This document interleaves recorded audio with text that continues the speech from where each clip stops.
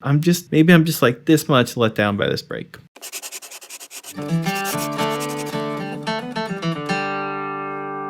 Hey folks, today we're going to look at 3 different breaks for Long Journey Home. We're going to start with a first generation player and work our way to a contemporary player. Hopefully we'll be able to see how flat picking guitar has evolved as a discipline and maybe pick up some individual licks along the way. I want to make it super clear that this is not a complete lineage. It's not like this is every recording of Long Journey Home. We're just picking 3 different players from 3 different generations and seeing what they played, having a little fun. But before we get into all of that, I want to tell you about today's sponsor. So if you saw the live stream this week, we do one at 12:30 every Tuesday. You saw me wearing a shirt that says Bill Winter Own as Bluegrass Boys in this kind of heavy metal font. And that is a shirt from Bluegrass Breakfast, who are our lovely sponsor today. They sent me some more swag and I want to show it to you. So one thing that they have a lot of are these awesome t-shirts. So first off, I got this sweet new t-shirt. If you know what sitcom this is from, why don't you tell me in the comments below? Here, wait a second. I'm going to put this on. Hey, all right. The other thing they sent me was this Bluegrass patch, which is going to be an awesome addition to the coat of many patches. We got Waylon down here. I don't know. Tell me what you guys think. But the thing that I'm really excited about, and I saw this on Trey Hensley's Instagram, so I know it's cool, these Bluegrass trading cards. Each card is an individual artist, and on the back they have a little bio. Look, we have Norman on the front there. All right, here we go. We got your Tony Rices, your Jimmy Martins, your Clarence Whites of the world. Molly Tuttle. Did I say Doc? We got Doc too. Anyway, what I'm trying to tell you is that as a fan of bluegrass, sometimes it's hard to find cool bluegrass swag, and this company has a ton of it. Please go check them out. They've been kind enough to do a coupon code. So if you go to bluegrassbreakfast.com and use coupon code Marcel15, you will get 15% off of your order for the rest of 2020. Please check it out, bluegrassbreakfast.com. Back to Long Journey Home. Let's take a quick listen to all 3 breaks. I transcribed these 3 breaks earlier, and as always, the tab will be available for free at lessonswithmarcel.com. Just go to the tab store and you can snag a copy. If you want to follow along or take notes, do whatever you want to do. The breaks now. Let's do it. So the first break we're going to listen to is from George Shuffler, one of the pioneers of bluegrass guitar. He is the oldest player that we're going to look at today. Played with the Stanley Brothers for about 20 years. Most popular for being the inventor of cross-picking, the down-down-up style cross-picking. I think George really shines when he's doing the cross-picking, but in this one, he's doing more of that linear, repeated note, early flat-picking style. Oh, by the way, if you guys didn't know, there is a new editor working on some of the videos in this channel and helping me with the scripting. His name is Mike. He told me this great story about Shuffler, and he wrote some of it down here, so I'm going to read it to you. When the Stanley Brothers and George Shuffler originally recorded this track, they did it under the name John's Country Quartet. This is ridiculous. I know this is too much info. So Ray Davis, an MC and producer, had a radio station and record label, Wagon Records, that he ran above Johnny's used car lot in Baltimore, Maryland. Johnny, the owner, loved bluegrass and country music and used Ray Davis's station and studio as a promotion to get folks to come buy cars. Ray Davis commonly had the Stanley Brothers and other traditional bluegrass groups come by and record. However, the Stanleys were recording on King Records at the time, so they had to record under the alias John's Country Quartet. But yeah, so the recording that we're going to listen to is from that. So here we go. Here's George's break. Let's listen to it. I'm on my long journey home.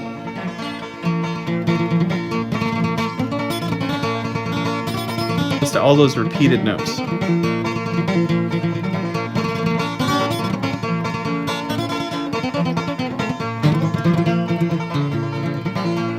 Black smoke rising. Hold your opinions. Hold your opinions. There are more breaks to listen to. We will break these down later. All right, so the next version that we're going to listen to is from Larry Sparks. So Larry Sparks started his career with the Stanley Brothers in the late 1960s. Also another Stanley Brothers cat. Ralph Stanley had Larry Sparks as his lead singer right after Carter Stanley's death. And if you don't know much of that story, you should probably look it up. So Larry Sparks went on to form his own band, Larry Sparks and the Lonesome Ramblers, and he's still playing shows and gigging. Larry Sparks is still with us. Larry Sparks is totally influenced by George Shuffler.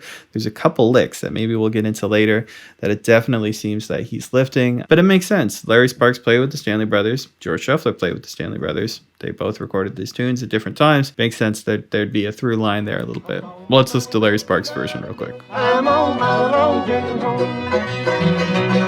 So fast.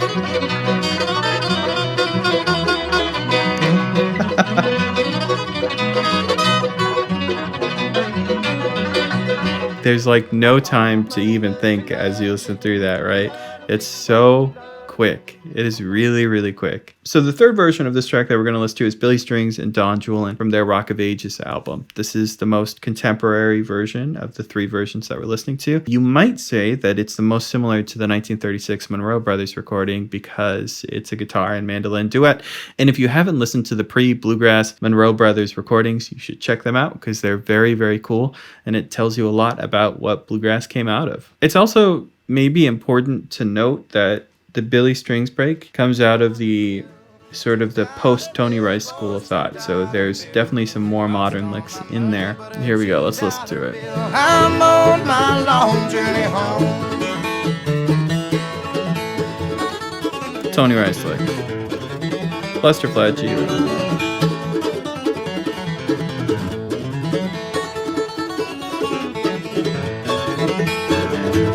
Yeah, it's so interesting, this more modern sound where things have become kind of set in place. Because we're seeing Billy play, or at least reference the Lester Flatt G run, if not play it outright, 3 times in this break. He references that Tony Rice tag at least twice with another Tony Rice lick thrown in there. The little arpeggio lick he does over the C chord, we've seen him do in other songs too. It's just interesting how so much of the music becomes normalized as you go later on into time. I don't know if this is obvious to some of you or if this is surprising to some of you, but the earlier breaks, the older breaks, the George Shuffler and the Larry Sparks, both of those breaks didn't have the Lester Flatt G run in it. But Billy Strings' break had the Lester Flatt G run in it 3 times. That's interesting. You know, when everyone walks around and they're like, yeah, Lester Flatt, you got to learn the Lester Flatt run. That's so important. You got to play the G run. Well, it means that maybe the music becomes a little more homogenous.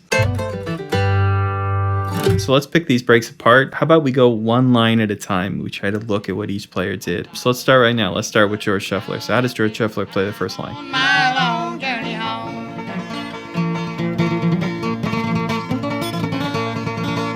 So George has got a lot of repeated notes. That's something that he's definitely doing over and over again.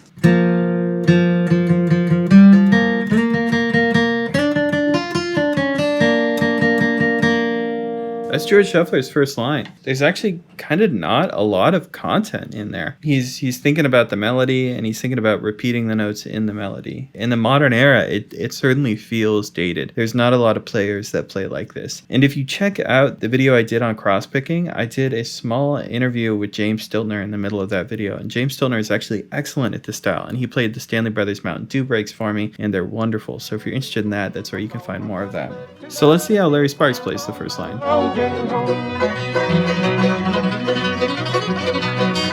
So Larry actually has a fair amount of repeated notes too.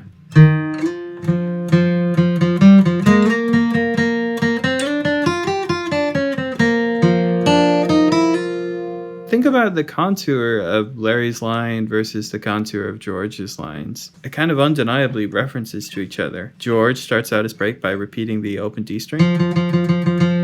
So does Larry Sparks. And then repeating the G string. Larry Sparks does that too. This kind of line. That's not how either of them play it, but that kind of line. Larry does that, and George Shuffler does that, both in the third measure. They're certainly riffing off of one another here. Maybe the only measure that shows some real difference would be the fourth measure in this line. Larry Sparks actually lets it resolve, and he goes into a bluesy line. George Shuffler just repeats that G string some more. All right, first line. Let's see what Billy does. Long journey home.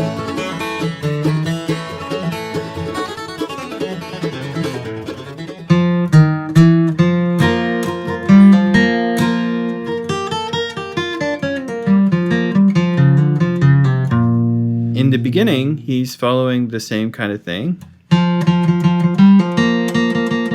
But instead of repeating those notes, he's breaking them up with strums, more of a Carter style, Carter scratch kind of approach. Right? His second half of this line, it's kind of a reinterpretation of a famous Tony Rice tag that goes like this.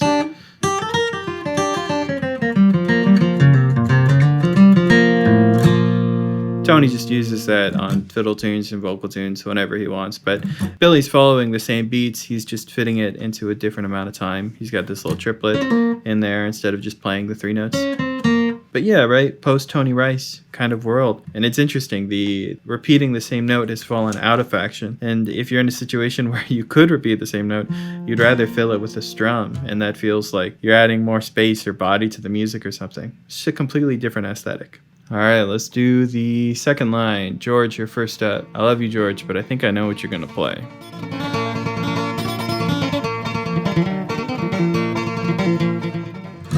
All right, here we go.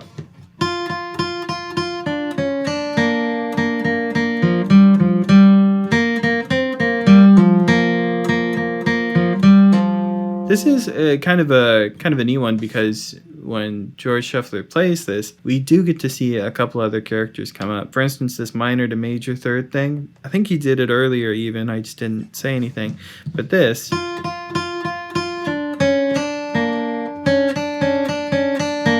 we see Billy Strings milk that all the time. That kind of sound. And I think he likes it because of the Doc Watson phrase.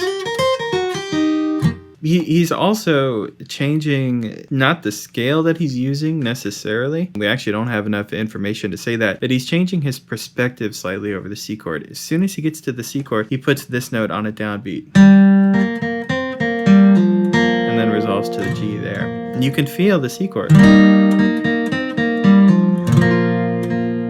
And it's neat. It's smart. It's a very simple way for him to honor the chords as they pass by. All right, Larry's got the craziest second line. His second line of his break is just bizarre. Let's do it real quick. So something like this.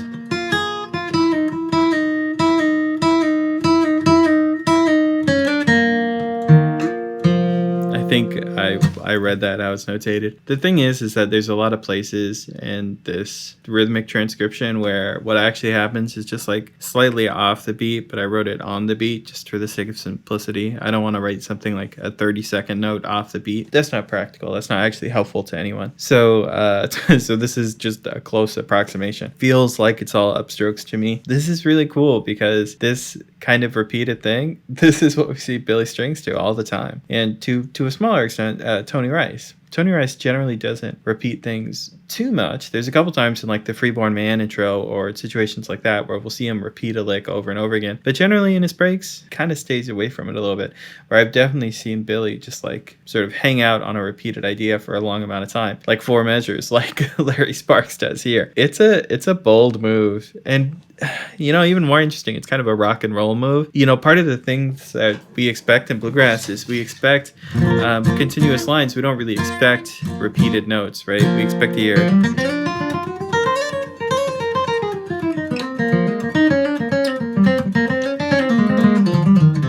right? We don't really expect to hear a note happen over and over again, and or even a passage happen over and over again, and that's what makes it cool when it does. When Billy Strings starts to look like this,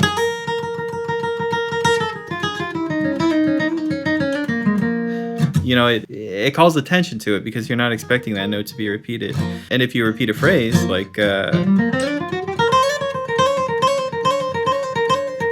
we're so close to hitting Jimmy Page territory.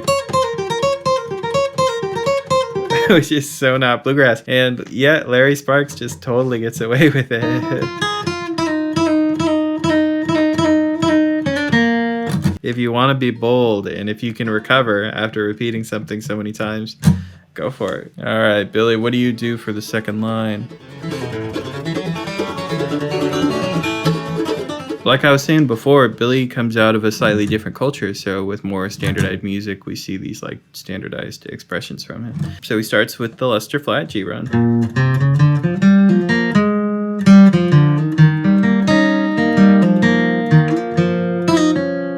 This phrase that he does here, I'm not sure what the source for that phrase is, if it's part of an old fiddle tune or something, or an old Doc Watson trick or something. I can't call it to mind, but I know that Billy has done it before. I think it's in the living room, dust in a baggie. I don't know. If someone else remembers, you can leave it in the comments, but he does something like that C chord move, certainly in other breaks. But yeah, when you break down Billy's line, you see that it's just a combination of a couple stock phrases, which is not to say anything bad about Billy. Larry Sparks' second line was literally one lick over and over again. All right, time for the third line. Show me what you do, George. All right, so no big surprises. Looks like George is playing kind of what he did on the first line.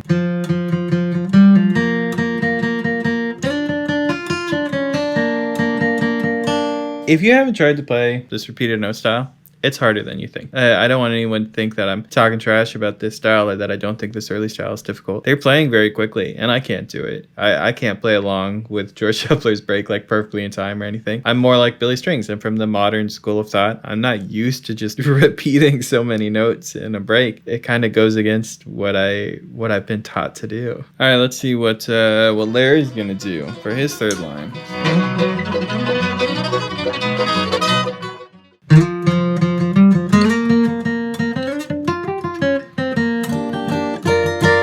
So this is very similar to George Shuffler's third line. It's almost like these slightly earlier players are worried about still continuing to hint at the melody. Even if they're going to break from the melody for 4 measures, they're going to come back to it and they're going to remind you what it sounds like. Because George Shuffler's break is entirely the melody. It's only the melody, whereas Larry Sparks' break is the melody, something else for 4 measures, the melody, and then sort of split, maybe half and half for the very last line, but we're not there yet. Spoilers. But Billy doesn't really do that. Well, actually, let's just go see what Billy does.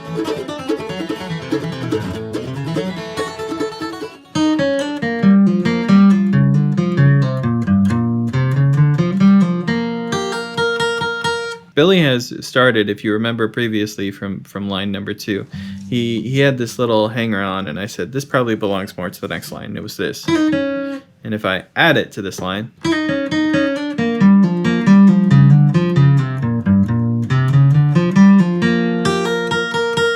all of this language, still Tony Rice.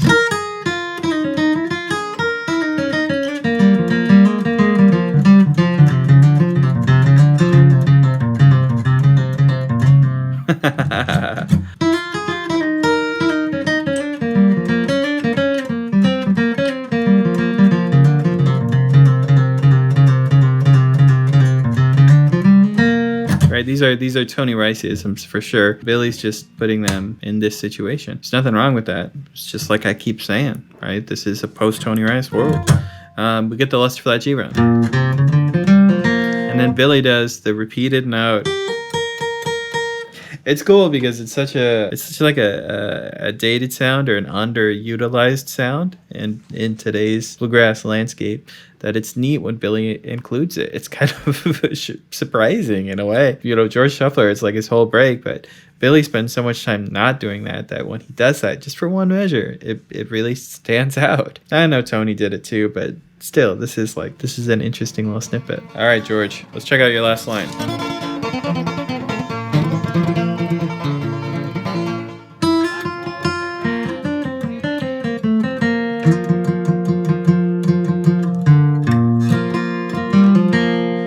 I actually think that George's last line is actually kind of interesting. So we got the repeated note thing.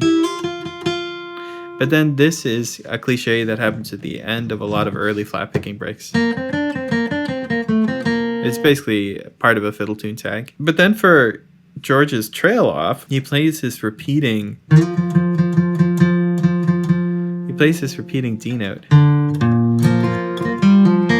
And he plays this short, like, Rollins G run, you know?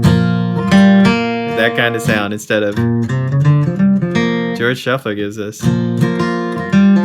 Right? He just gives us like this little taste of G run at the end instead of the full thing, which is cool. That's kind of something I associate with a little bit more modern players, to not play the full G run. Larry, tell me about what your last line looks like. So, from the previous line, right? From last week's episode.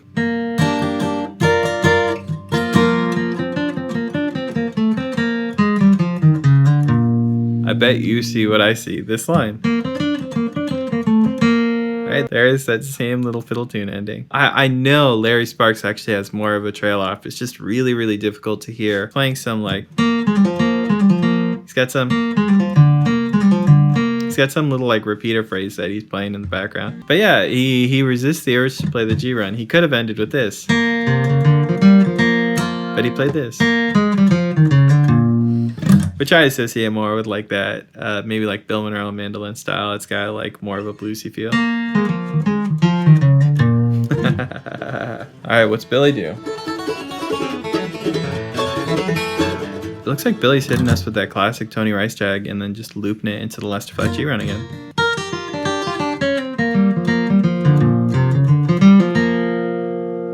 Honestly, it's maybe a little underwhelming to me, and I know y'all are going to say that I'm a Billy Strings hater. I'm really not. I hope Billy would agree with me if he heard this. If you're going to play a break and you played the melody, well, that's great. I love hearing the melody again. If it's a melody like Long Journey Home or $2 Bill, probably heard it a couple times in my life, so maybe I don't need to exactly hear it again. Maybe I can hear more of the Larry Sparks interpretation, right? Where you give me like maybe 60% melody, like 40% something else. That feels really good too. It's like you're referencing this thing and you're also giving your own little personal opinion. Now in Billy Strings' break, he doesn't play a lot of the melody. Maybe 2 or 3 measures of this whole thing kind of reference the melody. Now the rest of it aren't even Billy's unique ideas necessarily. They're other people's ideas or cliches. They're cliches that we all use. They're common to the genre. I'm not going to pretend like I don't play the Lester flat G run or the Tony Rice tag. I do. But it's kind of a shame that his break is only those things. I'm not saying it's not a cool break. It's a cool break. I'm sure I've played tons of things like this. But if you're not going to play any of the melody, you're going to play all different ideas, well, don't play that Tony Rice tag more than once. Or don't play that Lester flat G run more than once. Right? Try to give me some variety. You know, Billy's got other ideas in there. I've heard them. They're cool. I wish that we got to see some of those in this break. And maybe it's just because it's an earlier Billy break or something. I know that's a factor, right? We hear Billy play much crazier stuff now, but still something to think about. I'm just like this much let down by this break. So these 3 breaks that we looked at are kind of reflections of the players and the time periods that they came out of. So George Shuffler's break is a really good example of someone who's trying to match the hard driving sound of the other instruments. So George Shuffler is standing around one microphone with Ralph Stanley. He's trying to match the sound of a banjo, and he's doing it in a very brute force banjo-esque way, even though he's not cross-picking. But it's a loud, authentic, sort of working man sound. George Shuffler uses a hammer for every situation. If you want to learn more about George Shuffler's life or the cross-picking techniques that he invented, you should check out my video on cross-picking. I think it's just called What is Cross-Picking? So Larry Sparks is a really good example of a second-generation bluegrass guitarist. He's got different ideas that aren't repeated note ideas or aren't cross-picking ideas. They're new things. And he has a very unique sound, actually. He found a way to develop this unique sound without really compromising on what it means to play traditional music either, which I find really interesting because he plays in a more contemporary way. He certainly knows some of the standard things to do. He knows when they should be placed. He knows, well, more than anything, he knows structure. When you look at his break, he wanted to give you some of the melody. He wanted to give you something weird. He wanted to give you some of the melody. He gave you a little bit of something weird with the chord stuff up the neck, and then he returned to the most classic sort of George Shuffler first generation sound he could give you to end it, and he gave some kind of variation of that G-run kind of aesthetic at the end, but he did it in that more minery Monroe mandolin style. So I feel like more than anything, he knows the rules of form, right? His break is structured in a really smart way. So even though it's contemporary, it will appease the traditionalists. I've already given a pretty long critique on Billy Strings' break, so I don't want to recap this one too much, but I think that if anything, Billy Strings at this time period probably really studying the genre, and he's got a lot of referential material, which isn't in itself bad. I just want more Billy Strings ideas rather than Tony Rice or Lester Flatt ideas. I think that the only thing I'm looking for in that break is like, but who is Billy? So you're telling me a lot about other people right now. Anyway, you can find a lot more Billy Strings content on this channel. I've broken down a lot of his material. I actually have a Billy Strings playlist. You might want to check that out. You can learn a bunch of Billy Strings tunes. All right, folks, if you like taking a lesson from the biggest, baddest Billy Goat in the barnyard, remember that you should swing by bluegrassbreakfast.com. Hey, look at all this cool stuff, all this bluegrass stuff. Ooh. Marcel After Hours. Go use code Marcel15 for 15% off your order. That runs until the end of 2020, so make sure to take advantage of that. Just like always, you can get these 3 different tabs at lessonswithmarcel.com. You just got to go to the tab store. What else do I have for you? I don't know. Maybe I'll keep it easy. Remember about the live streams, and I'll see you all next week for more content.